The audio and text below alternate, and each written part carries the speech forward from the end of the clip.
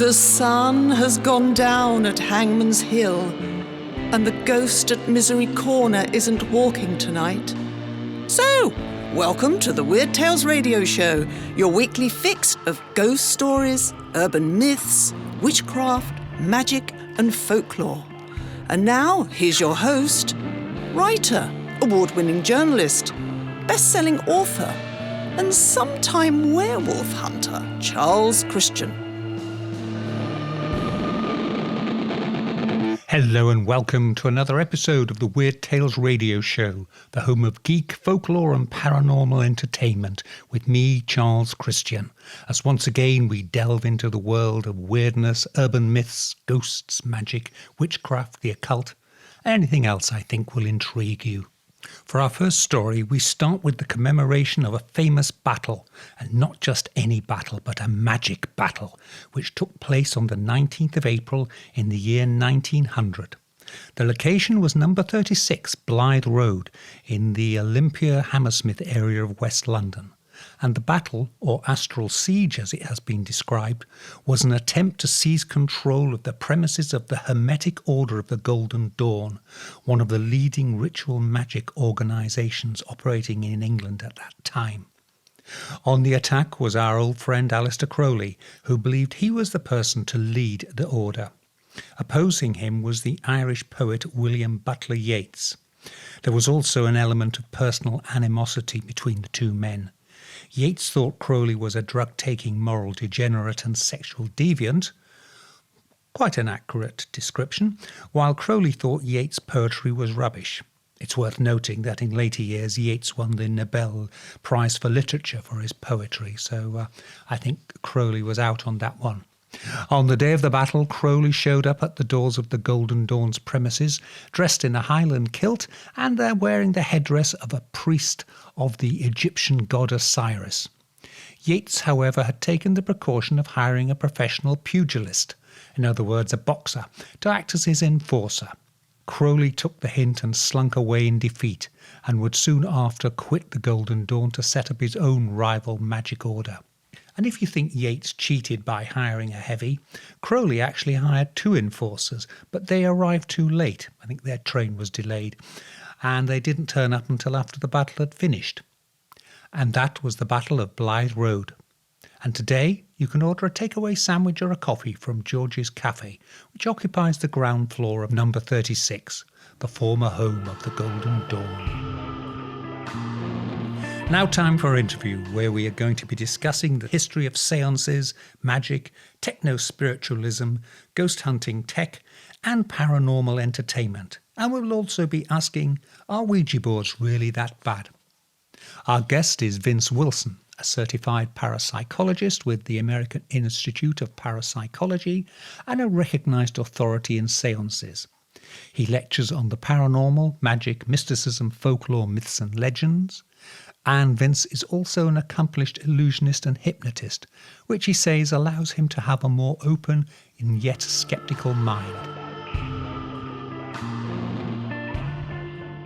Right, now, Vince, let's get on with the topics. Now, one of the subjects you have spent a lot of time looking into is seances and their history. Mm-hmm.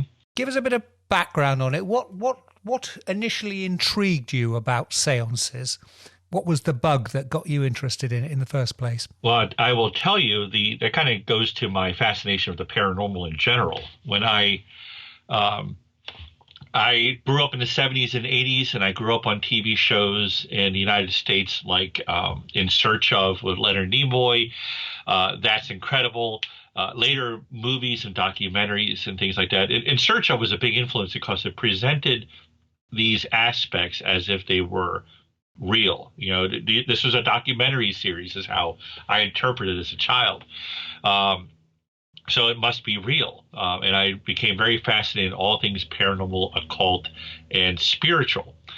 Later on, as I got older and realized there were people looking into these things, I got very interested in paranormal investigation, ghost hunting, and things along those lines. And that was never enough. Eventually, I became a parapsychologist with the American Institute of Parapsychology. And years later. In the meantime, I had studied all things paranormal. That included ghost hunting technology, but it also included the more spiritualistic aspect, which is seances. Now, and seances, of course, go back a little under 200 years. I mean, you could argue in one form or another, spirit communication goes back thousands of years, but the way we think of seances today, the round table and people sitting around it and holding hands, that really got its start, mostly in the 19th century. Yeah, I mean, it was a couple of American sisters who really got it going, wasn't it? Yes, more than anything else, it was the mediumship with the Fox sisters. That's the ones, yes. That's correct. Yep, they're the ones who kicked it into high gear, but it evolved from that. You know, that started with rapping and tapping and sounds in the area, but the more formal aspect, the spiritualistic seance, that started just a little bit later, with for example, there was Pascal Randolph, Pascal Beverly Randolph, who did some kind of pioneered some of the aspects of how mediumistic seances would continue. He was actually more of a stage medium, though, however. But and there, of course, there was a lot of influence from shamanistic Native Americans in both North and South America that contributed to, as they became more integrated into Catholic beliefs in the United States. And it's kind of ironic that a lot of people, side note, that a lot of people who are Christian today have issues with the concept of seances, but that's more from them not realizing they're being influenced by popular culture more than reality itself. You know, seance, back in the day, everyone did seances. Although there were certainly some negative reactions from Christians at the time, for sure, depending on their denomination, of course. One of, I suppose, the surprising things is some of the early mediums were quite clearly fraudulent, yet people's faith, I suppose it would be, in seances hasn't really been dimmed, has it? No, it hasn't. You know, there certainly were a lot of fraudulent seances, and there's a type of seance, for example, called the theatrical seance, known as the psychological seance, and that is very hard to discern or differentiate from a legitimate spiritualistic seance. Because it is used a form of mesmeric trance throughout the course of the, I'm kind of giving away secrets here, but the mesmeric trance during the seance. But this is all researchable online. You can look it up on Wikipedia, for example, or other websites. But this type of seance negates any need for more theatrical tricks, for example. Like there was I think her name is pronounced Eva Kamere, or Kamir. And she got caught a few times using cardboard cutouts. And that is where those types of fake seances is what created the idea today that we have of people with fishing lines and sheets, people with sheets covering them up and that sort of thing. That came from those fraudulent mediums. We laugh at that today, but if you think about that time period, this is before special effects. This is before the idea of how this was done. And since they were the first, there was no precedent for it. So when apparitions appeared in these completely blackened rooms lit by only the faintest candlelight, if any at all, sometimes just the moon coming in through a window, it was eerie and terrifying or wondrous to these people that were present in these seances, as opposed to being silly and goofy and contrite, or quaint as we might look at it today. Yeah, I mean, you do see some of the photographs that have been taken of some of the fake mediums, and particularly those emanating ectoplasm, and they really do look very, very amateurish. But as you say, people didn't have the understanding of special effects and exposure to it. So it would have been, as you say, a miraculous experience. Yeah, if you an example of that would be, film and motion pictures. When everyone's heard stories who researched the history of film and how a movie projection of a train coming toward a station would scare the audience because they didn't know, they had no precedent or idea in their mind of what a motion picture was. But also you had like magic lantern shows, and a magic lantern is like a projector. It would use gas or candlelight to put a faint projection onto the wall. And one of the early magic lantern shows would project a apparent levitation. The magician would get up on stage, he would raise his arms, and then either astral project or with a right stage prop literally seem to rise into the air and float across the stage. Now, this is a very poor projection, a still projection, mind you, not an animated one, of the magician, a photograph just projected onto the wall and moving across the theater. And this sounds ridiculous to us today. No one would fall for this today. But back then, that was a miracle. They couldn't believe that was happening. Because there's a technique, isn't there, called Pepper's Ghost in theatre? That is correct. Which has somebody down in the basement and a mirror, isn't it, and projects. And again, that had some spectacular impact when it was first appeared, and probably still does today. Oh yes, even more so. The Pepper's Ghost effect is used at Disney World, for example, in the Haunted Mansion. Is probably the world's most famous. Every Disney park, actually, Disney Europe and Disney California and Florida, all the Disney Worlds have a Haunted Mansion, and all of them have this Pepper's Ghost effect, where you see the dancers in the ballroom, these transparent spectral forms dancing in the room. And what that is a gigantic pane of glass reflecting figures underneath a stage you can't see onto the floor. What about, moving on from seances in the past? Have they changed now with modern seances, or are they still the same basic format? I'm talking about the more spiritual as opposed to stage entertainment types of seance. Not by much. I think for the most part, even the hardcore fraud seances,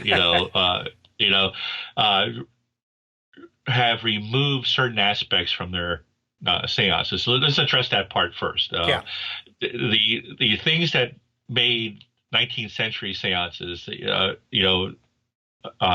significant were, as far as fraud and was concerned, was the ectoplasm, which never appeared in the history of paranormal reporting ever before.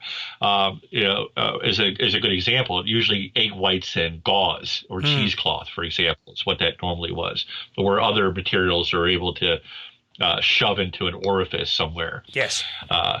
So, and cardboard cutouts and sheets and strings and things like that. Now, all that has been kind of removed as an element in these modern seances because it's so easily recognized as fakery or trickery. Only a seance performer who is trying to replicate some of that would use that today, because no one would fall for it. At least I would think not anyway.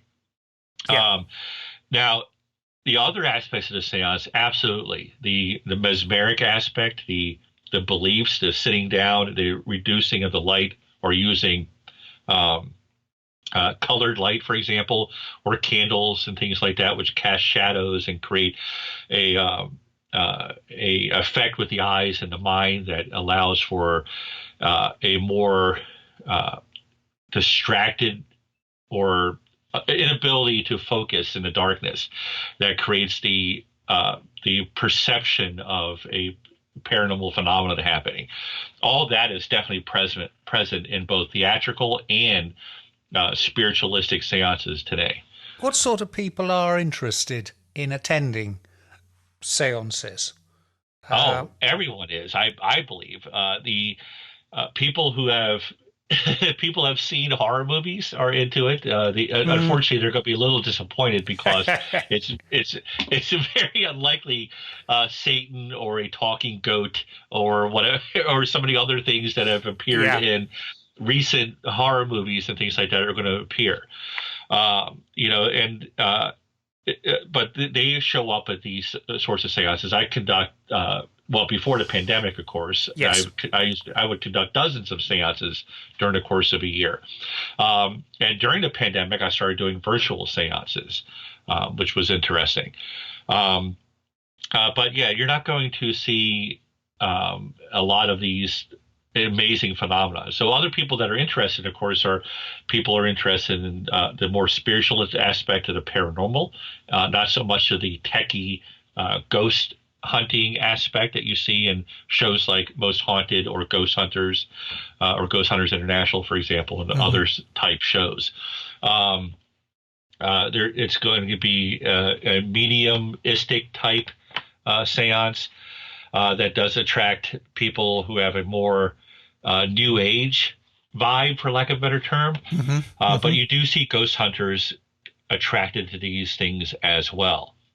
And presumably also the people who have recently been bereaved or whatever and wanting to get in touch. That's where it gets a little complicated there because believe it or not, although there is exceptions for that for sure, most seance workers, whether they believe they are actually communicating with spirits or otherwise, avoid that because that is more an aspect of the psychic fortune teller type, like a person who has a neon sign in their window, for example, and it's a one-on-one consultation. So it doesn't fit the exact criteria of a seance. This is more of a trance. I'm going into a trance and I'm communicating with your dead loved one. So realistically, from a purely capitalist sense, it doesn't benefit you to have 20 people show up to contact one person's deceased loved one. So usually when you have those larger seances, they are trying to contact a historical figure or someone who haunts that particular location, or you're opening up for the entire audience, which could be anywhere from, just a few people around a table, as little as one-on-one, which is rare for most practitioners of seances, but it could be as many as dozens, or even maybe as many as 100, depending on the environment you're using and what your setup is. Because not everyone has to be holding hands around a table. In fact, with the advent of virtual seances over Zoom and Facebook and things like that, it's been demonstrated that it's completely it's not required at all. Tell us a bit about that. You've mentioned that you've been doing it during lockdown. Is that what you also call techno spiritualism, or is that something separate? It's related, but techno spiritualism is a reference to the modern ghost hunting fad. So that really started with the TV show Most Haunted. Have you watched a lot of episodes of that? I'm familiar with it. Yes, indeed. Familiar with it. Okay.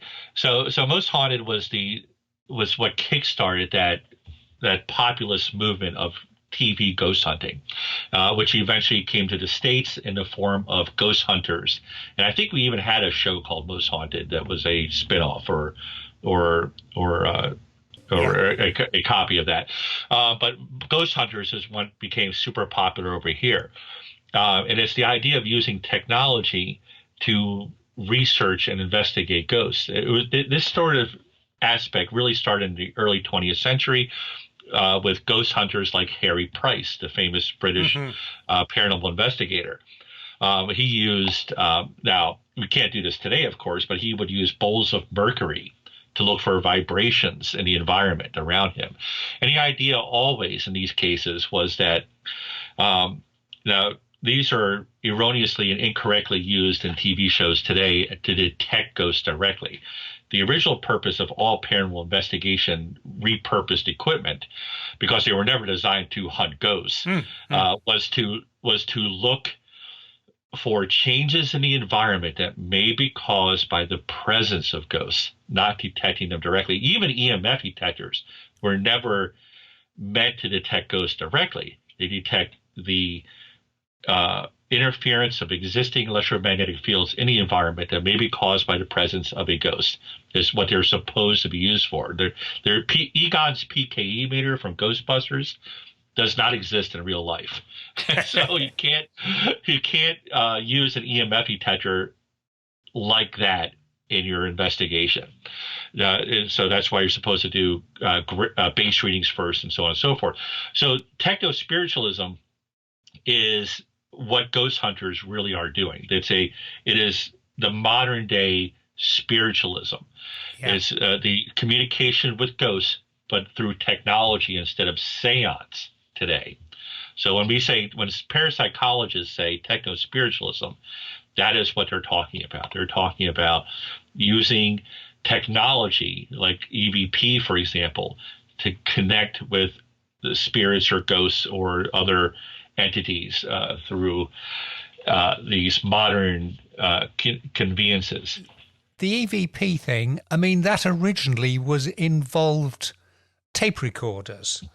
And I believe the idea was that if there was something there, it would interfere with the tape running through the head. It would have some kind of impact. I've actually written on this. Yes, as opposed to, I'll let you go on with that in a moment, but as distinct from using it to record the ghost saying, "I've come to haunt you" or whatever. Is that's right? Is it? That is one of the theories. But I wrote in my book Ghost Tech. The problem with that is that ghosts would have to be electrical engineers. When you die, the theory would have to involve how would you know the resonance to record at what place between a capstan head and eraser head in the recording, and what frequency to record onto that tape. So these are the issues that would have to be addressed with that particular theory, is that basically when you die, you become an electrical engineer who's aware of the mechanics of a tape recorder in order to record your voice directly onto that tape, but only in such a way that's barely recognizable as anything. Yeah. So the more accurate theory would be that ghosts are able to affect the vibrations of a microphone, because all microphones have to detect vibrations through a diaphragm of one form or another. The basic principle of all microphones are the same. So this vibrational energy may explain why you don't hear it audibly and then record it later. So this EVP process more than likely happens at the microphone as opposed to the recording device. So it doesn't matter what you're recording on. I will say this, and this is a controversial opinion. If you're going on eBay and buying digital voice recorders that have tape cassettes or that are 20 years old, you are buying these because people don't understand that it's bad technology that's making bad recordings. That's why you're picking up things all the time. We have in our pockets every single day some of the most advanced microphones in the world with unlimited data storage, and those are called smartphones. You should put your phone in airplane mode and record from that. Just disconnect it from any outside interference, put it in airplane mode, and use the recorder on your phone. The microphone in that is better than anything you could get as far as a digital voice recorder is concerned, because it's designed specifically for picking up the human voice and some frequencies beyond that. There's no voice recorders you can get that's better than that outside of a podcast recorder. Mm-hmm. And even then, you can still duplicate that level by just getting a podcast. Like I'm using a podcast microphone right now talking to you. Yeah. I could bring this on an investigation, and I would have a better setup than any voice recorder you could buy on eBay or Amazon. You're listening to the Weird Tales radio show with Charles Christian. Because there's one thing I've seen people talk about, and I've seen it on Amazon and eBay. It's a thing called a ghost box, which sounds very much like it's straight out of Ghostbusters. What are they actually supposed to do? The ghost box and similar technologies, and it depends on which model you're specifically talking about. These technologies supposedly use some sort of random device. Either they're randomly going through radio frequencies, or they're going through an internalized electronic dictionary of some type. But the point is, they would randomly pick up and create sounds and voices and things like that, and words supposedly influenced by the ghosts in the environment. But as a parapsychologist with some understanding of this technology, I had to point out that you have 4 to 10 investigators usually, sitting around a device with a random number generator, desiring with all their heart and mind a spooky result to happen. Mm-hmm. So there's a possibility, if you believe that psychic energy is real, then there's a possibility that the investigators themselves are influencing the random number generator as opposed to the ghosts in that situation. So it's a biased or tainted experiment to use a random number generator based piece of equipment in any sort of psychic investigation that involves people desiring a result in a location. Yeah. Does that make sense? It does indeed. Yes. I mean, that surely is also one of the issues with modern ghost hunting, particularly ghost hunting events, which were before lockdown increasingly popular, and lots of hotels spin out their off-season with opening up for ghost hunting. You're under pressure if you're running one of those to have a spooky result. You can't have 10 or 20 paying guests sitting around in the dark for several hours and nothing happening, even though that's probably the more likely outcome of any ghost hunting exercise. Well, my experience with ghost hunters, as opposed to serious paranormal researchers or sci-field researchers, if you prefer, is that they will make things happen. Not necessarily deliberately, but because they want it to happen so much. They believe it will happen so much. It will happen. Maybe not to the level they would hope, like in a TV show or a movie. Yeah. But some sort of feeling, and there's a lot of subliminal, almost hypnotic suggestion that's present in these situations. All you have to do is say, some people in this room feel a slight chill in the back of their neck. And a lot of people will swear later, I did feel a chill in the back of my neck. And that literally could just be a drafty room. But it doesn't, but because they wanted to believe that it's ghosts. And keep in mind, I know I'm sounding abhorrently skeptical, but I'm just pointing out that these are things you should consider as a paranormal investigator. I'm not terribly skeptical. I do believe in a possibility of psychic phenomena, ghosts and the paranormal and things like that. That's why I do what I do. But you should have a little objectiveness when you go into these investigations. Yeah, indeed. That slightly got us away from where I was asking you about, but you were carrying out virtual seances. Oh, yes. I'm sorry. Yeah, well, no, we both went off on a tangent on that. I was misunderstanding what techno spiritualism is. But yes, how does that work then? I mean, obviously I know what Facebook and Zoom alike. But how do you actually get a result or organize that? All right, so let's start off with a question. In the 19th century or Victorian seance, all right, why do they hold hands around the table? That's a good question. I don't actually know. I just know that they always do, or they certainly do in all the depictions you see of it. Mm-hmm. And when I ask that question to a group, there will always be someone who will say to connect their life energy, to connect their energy together, or something along those lines. And that certainly is part of it. But the bigger reason was to avoid fraud. They would hold their hands, and they would also put their feet on top of each other's feet in order to restrain each other. Now, there's, of course, still ways to fraud a seance. Yeah. In fact, all these stages of preventing fraud actually normally allowed for more fraud in many cases. But that was the purpose. So in a virtual seance, you don't even need to do that. I mean, everyone is separated by possibly hundreds, if not thousands of miles, because you're in a Zoom call, for example. So some of the things that you do in a virtual seance have to be adjusted because you don't have the convenience of being in a room together.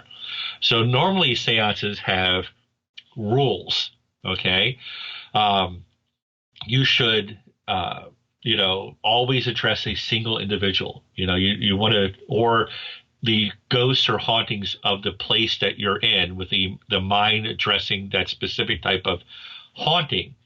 You never, for example, say, anyone come into my seance, for example, especially if you believe in the possibility of demonic aspects, or negative spirits or shadowy, that sort of mindset. All right.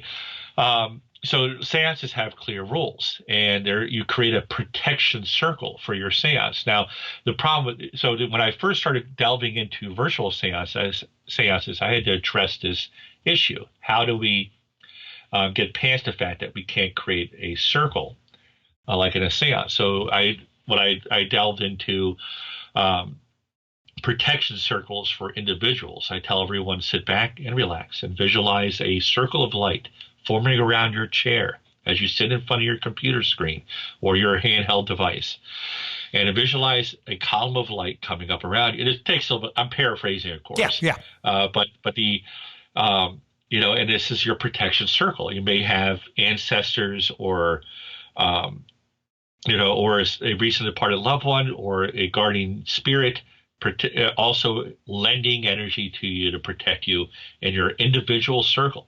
So we've established now a virtual seance circle. So everyone's protected by their own circles and beliefs. And then we can go on to what basically amounts to a normal seance. We contact a specific individual. We point out that time and space and distance matters not to someone in this current spiritual state. So they can communicate and be with all of us at once or individually, and we proceed with the rest of the seance in that manner. And people have claimed to have had legitimate experiences in these virtual seances where they felt a touch or heard a sound or had movement, breathing in one case. Someone even says they were touched in the back in one of my virtual seances by one of the spirits that were present. So they can be just as powerful under the right conditions, as long as you feel like you're in a safe, protected environment. Mm-hmm, mm-hmm. How many people can participate, or are they one-to-one? In a virtual seance, you could have theoretically hundreds. Right. If you're open up to that, if you open up your Zoom account, if you paid the extra upgrade to have hundreds of people in your Zoom account. But yes, you could have theoretically any number of people in a virtual seance. All right. Now, just moving on from there, one of the other topics I know you've done a lot of work with is Ouija boards, the planchette. Now, they seem to have had bit like seances, a rather checkered history. And I mean, there was a phase, certainly in the 1950s, I believe, I recall my parents doing it, where it was it was something you could buy at Christmas. It was a gift along with board games. You could have Monopoly, and you could get yourself a fancy Ouija board.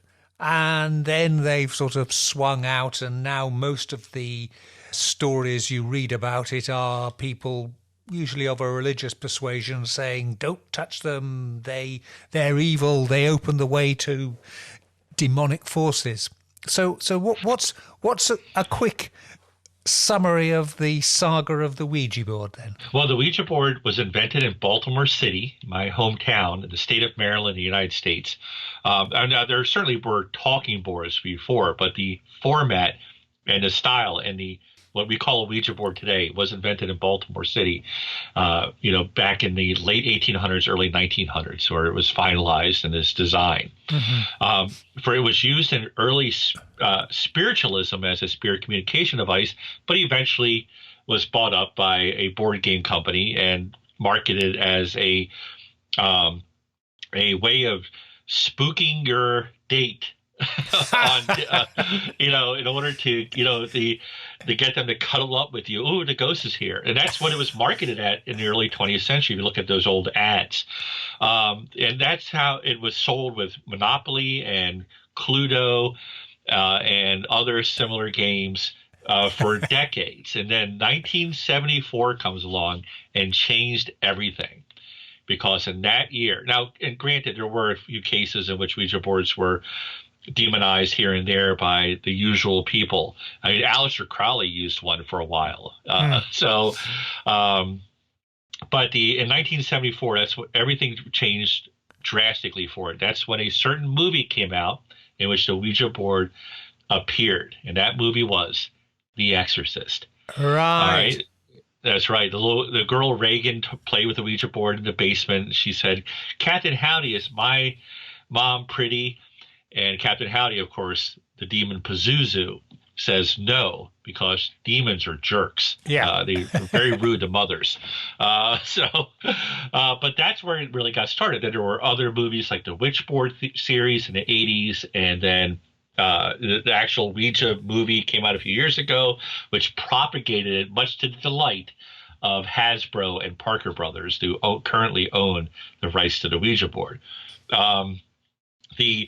But truth be told, everyone who's scared of Ouija boards, I just want to point out, do you believe at the Hasbro manufacturing plant, there's a coven of demonic witches sprinkling bits of Stonehenge into each board as it comes down the assembly line, heading off to toy stores everywhere? Of course not.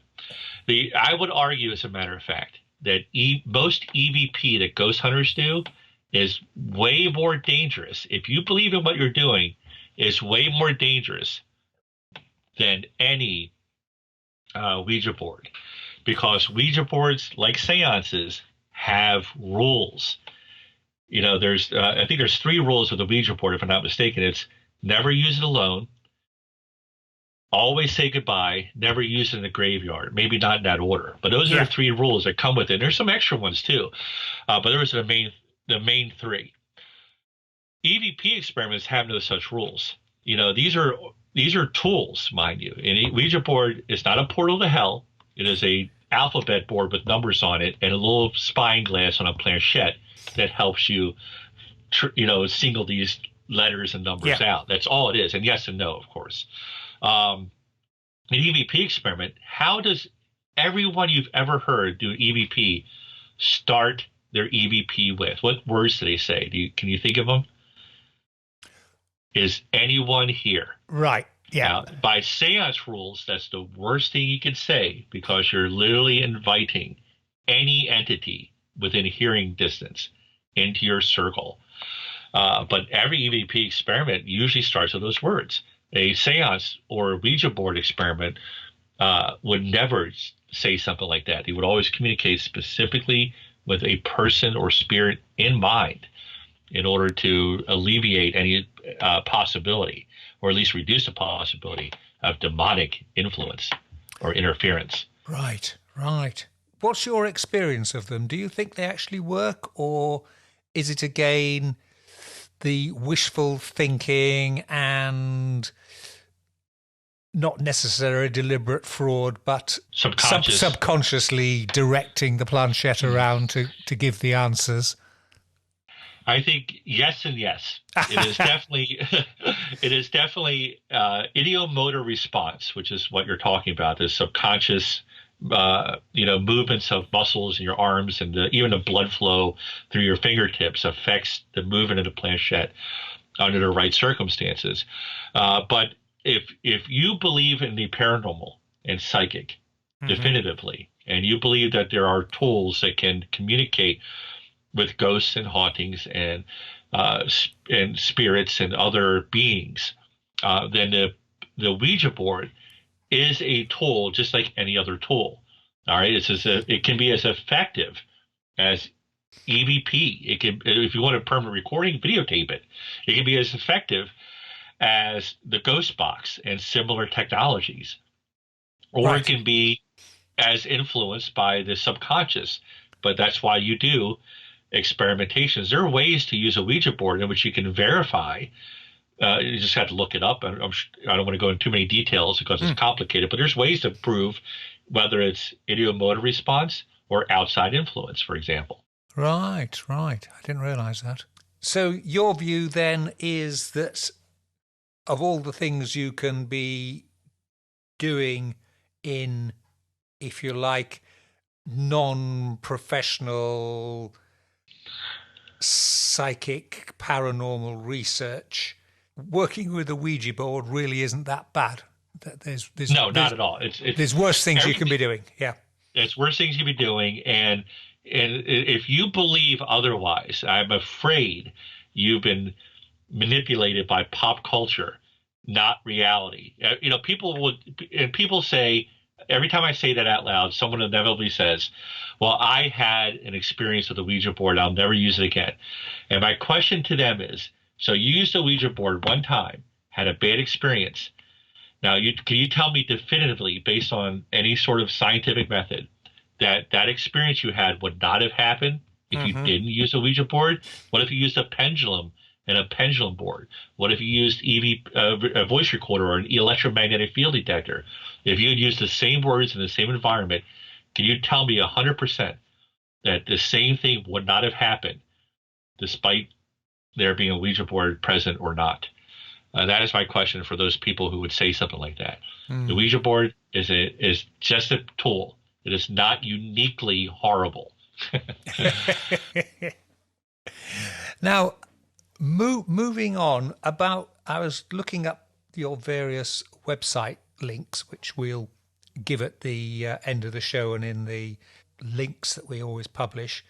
But as well as being a parapsychologist and researcher into the paranormal, also you describe yourself as a magician and a paranormal entertainer. That is correct. Tell us more about that. That sounds fascinating. Absolutely. So I specifically perform a style of magic which can be somewhat described as storytelling, and it's also called bizarre magic, which most people wouldn't even know what that means. It's a genre in magic. Magicians know what that means, but the general public don't know what that means. It just basically means it's unique, different, and has a narrative to it. All the magic tricks make sense. So you rarely see me doing a card trick if it doesn't make sense for being in my performance. I have the cliched sort of explanation for when I got started in magic. I was always interested in magic since I was a kid. I saw Doug Henning and the Blackstone Jr. on television, and that inspired me to get into magic, as well as the paranormal influences from television, film, books, and things like that. And that really influenced and coalesced years later. I was into bizarre magic before I even knew there was a thing called bizarre magic. And if you're into the spooky and also interested in magic, you should be Googling bizarre magic right now. So it definitely has helped me be more skeptical and objective in my parapsychology and paranormal research, because I could usually see through fraud quite successfully with this knowledge of trickery and con artistry, if you will, is behind me. And I make it a very clear definition when I'm doing a magic show. You'll know I'm doing a magic show. If I'm doing something, a mesmeric seance, I will make it clear to you that's what I'm doing, as well as a real seance or a paranormal investigation. I do not overlap these things. And I make it very clear to my audience exactly what they're seeing. Although I do try to leave it open to interpretation in some cases, so that people can leave with that wonderful feeling of wonder when you see a magic show. Yes. And that's always my goal when I do my performances. But magic is something that is definitely an aspect of who I am and a part of my life, and I definitely use that very often and think about that every single day, as well as the paranormal and spiritualistic and things like that. For years I was a recognized expert in or authority, if you prefer, on ghost hunting technology. And most recently, in the past 10 years or so, I've taken a more spiritualistic approach. You're described as being an illusionist, a hypnotist, and a mentalist. Now, an illusionist, I know what that means. A hypnotist, we know what that is. What about the mentalist? What does that entail? A mentalist is someone who is able to, on stage and in performances, duplicate what some people might believe is psychic ability. Either clairvoyance, telepathy, or in some cases telekinesis.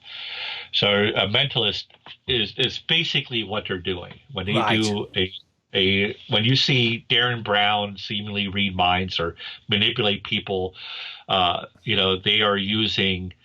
He's using a form of mentalism. He mostly does that in his TV specials. Yeah. And does quite a bit of magic actually in his stage performance. You say this gives you a more open and skeptical mind.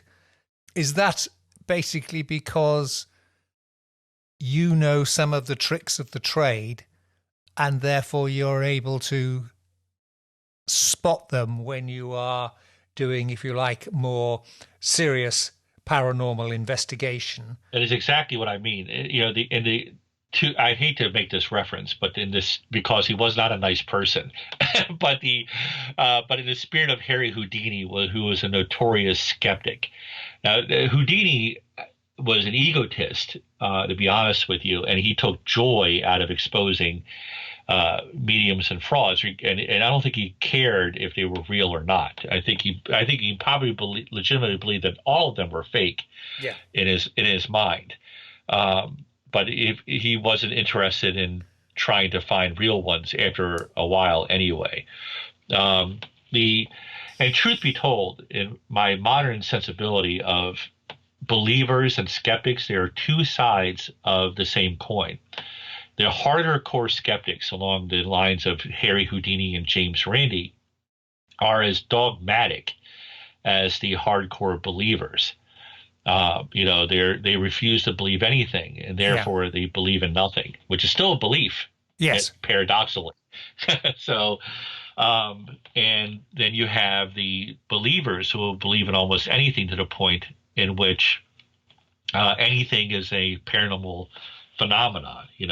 A drafty room, an EMF detector going off because someone's using a garage door opener. Yep. That is the two extreme cases. But if there is a balance in between, and I always encourage everyone, if you're skeptical, be pragmatic about it. Don't be a jerk about it. If you're a believer in all things paranormal, then take a little bit of skepticism into it. And I mean in the traditional sense of what a skeptic is, not a debunker of all things. To be sufficiently open-minded that if you do see something that hasn't got an explanation, that you accept it and don't try and poo-poo it. Yes. Mm-hmm. Yeah.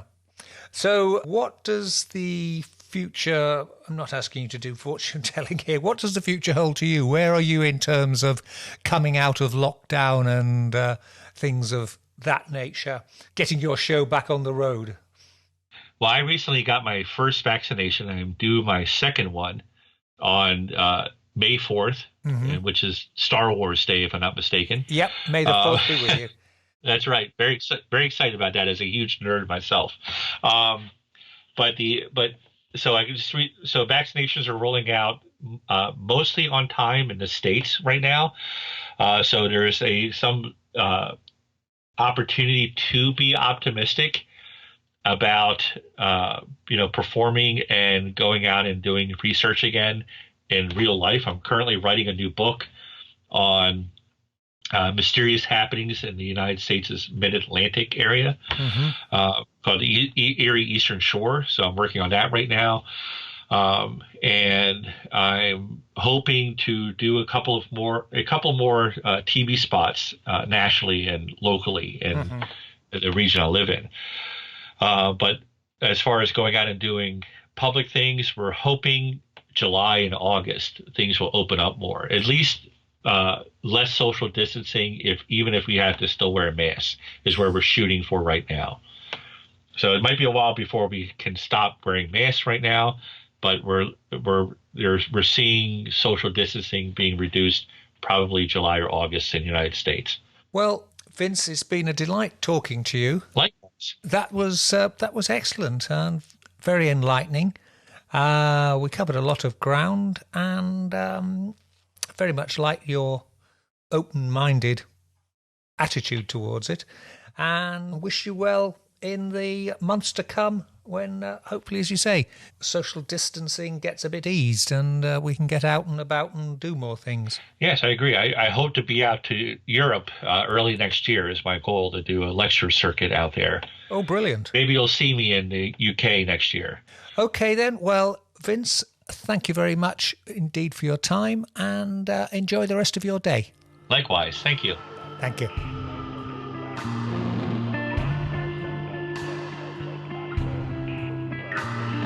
Once again, a big thank you to Vince Wilson. You can find his books on Amazon and his main website is at www.vincewilsonmagic.com.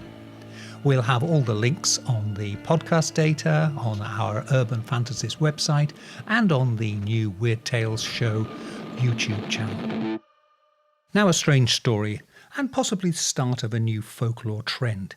It all started earlier this week when I was in my local town of Bungay, in Suffolk, that's the hometown of the demon dog Black Shuck, when I spotted a postbox that had been adorned with a hand-knitted Easter bonnet. Yes, a woolly hat for a piece of street furniture. It's like a giant tea cosy with lots of little knobbly decorations on it. I thought this was merely the work of a solitary local eccentric, but when I posted this up on the Folk Horror Revival Facebook group, I was surprised to see it was a nationwide, if not international, phenomenon. And it's not just post boxes, but also parking bollards and apparently even whole lampposts. There's a post box in Colchester, England, that gets a new seasonal theme bonnet for Halloween, Christmas and Easter. An American contact says she's seen entire lampposts kitted out with knitted crochet scarves. There's apparently a whole bus shelter in Brighton that's been similarly decorated. It's called yarn bombing, and it seems to have taken off as a pastime at the start of the first COVID lockdowns during the spring of last year, with the intention of cheering people up. So well done, clandestine groups like the Knitting Nanas of South Wales, the Prosecco and Pearls, that's pearls as in knitting, not the ones you find in oysters, group in Carlion, also in Wales, and for the Guerrilla Knitters of the Chilterns, for brightening up our streets and making us smile. And of course for providing future generations of folklore academics and students of urban legends with something to research and present conference papers on when they contemplate the cultural significance and connection between COVID, lockdown, postbox cosies and yarn bombing. Next up, we have some cryptozoology news for you. In the Polish city of Krakow, animal welfare officers were called out after reports of a mystery animal seen lurking in a tree outside a block of flats. One report said it looked like a giant insect larva or pupa, while another caller thought it might be an iguana. It turned out the creature was actually a croissant. Yes, a pastry, a baked bread product. The Krakow Animal Welfare Society think the croissant was probably thrown out of a window to feed the birds, but caught in a tree. For our second story, we have the tale of a 2nd century Roman mosaic panel, which was sold by the auction house Christie's in the year 2003. When a colour picture of the mosaic was published recently, it caused a stir in UK cryptozoology circles because the mosaic quite clearly depicted a blue and yellow macaw. This is an exotic species of parrot, but the twist is macaws are native to South America, a continent that would not be discovered by Europeans until about 1300 years after the mosaic was supposedly made. So was this a time to rewrite history? Had the ancient Romans been trading with South America centuries earlier than anyone previously believed? The solution to this mystery was provided by Andy McGrath, a British cryptozoological researcher. In fact, we had Andy on this show last year, who recalled reading about the mosaic in a recent book on art forgeries. The book is called Hitler's Horses and is by Arthur Brand and was published this year by Random House. We'll have a link for it on the website.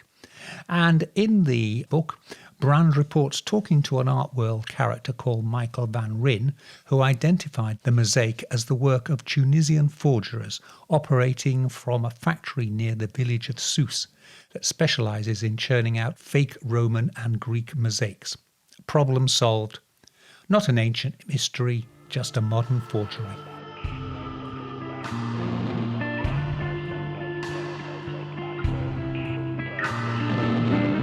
And that's it. We're totally out of time. As ever, you can find all the links to websites mentioned in this show on the urbanfantasist.com website and the Weird Tales Show YouTube channel. Now it just remains for me to say this is Charles Christian saying thank you for listening in. Please join me again next week for more weird tales in weird times. Until then, stay well, stay weird. Goodbye. Black Shuck, the demon dog of East Anglia, is baying at the moon, which means it's time for us to go. You've been listening to the Weird Tales radio show with Charles Christian, your weekly fix of ghost stories, urban myths, witchcraft, folklore, and the paranormal. You can keep in touch with us online at www.urbanfantasist.com, by email to urbanfantasist@icloud.com, and on Twitter @urbanfantasist. Join us again next week for another edition of the Weird Tales radio show. Goodbye.